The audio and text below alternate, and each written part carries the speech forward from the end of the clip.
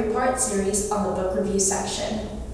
It is my pleasure to introduce to you the editor-in-chief of the book review section, Ella Kelleher. Hi, thank you for that warm welcome, Janelynne. My name is Ella Kelleher. I'm an LMU grad who majored in English and specialized in multi-ethnic literature, which just means I studied literary works from many global regions, such as East Asia, South Asia, Africa, and Europe.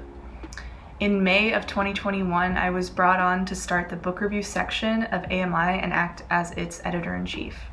Thank you so much, Ella, for being here. I cannot wait for the audience to get to know you through this series. Firstly, I think the audience would like to gain some insight on how the book review section started.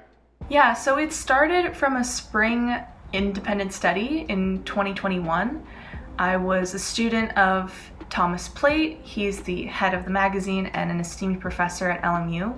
He asked me what I liked doing the most, and my answer was reading and writing. So he said I should indulge my passions and start writing book reviews, and that's what we did together.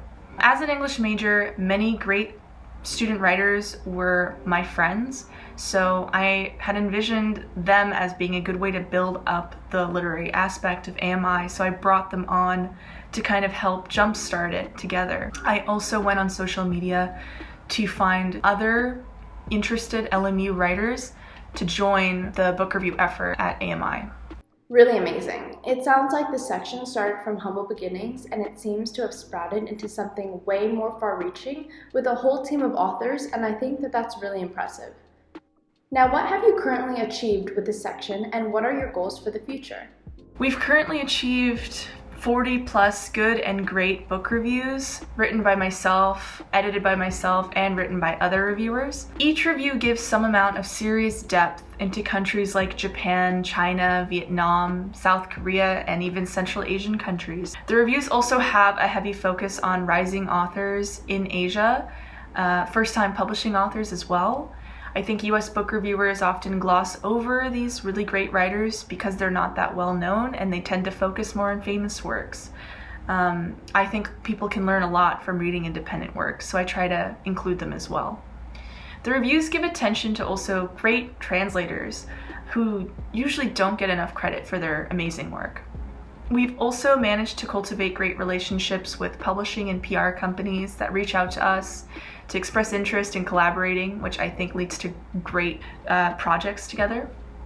And in terms of my goals for the future, I want a literary section comprised of thoughtful, analytical reviews that all have a punchline, a why this is important to me and why it should be to you as well. I'd like to focus on specific Asian regions that are underrepresented and often go unnoticed in Western media. And why is that important? Because I think it gives a great spotlight and great representation to smaller Asian countries that don't get a lot of representation in the media. Really great work. I'm highly anticipating future reviews from you and the other authors.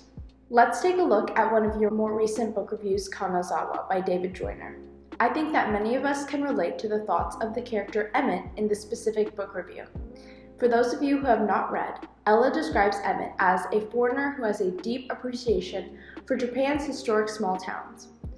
Why do you think that there's a shift away from young city living towards the contrasting tranquil countryside existence?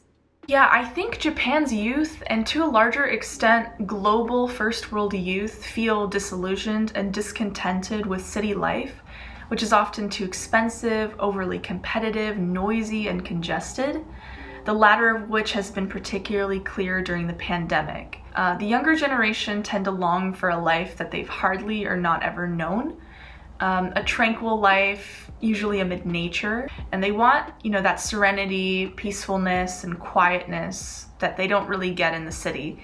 And we can't really blame them, can we? I mean, I find myself longing for the same exact qualities in a place.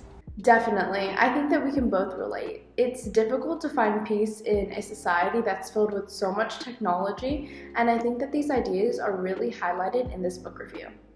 Well, thank you so much, Ella, for allowing me to ask you about the book review section. Thank you for that interview, Janelynne.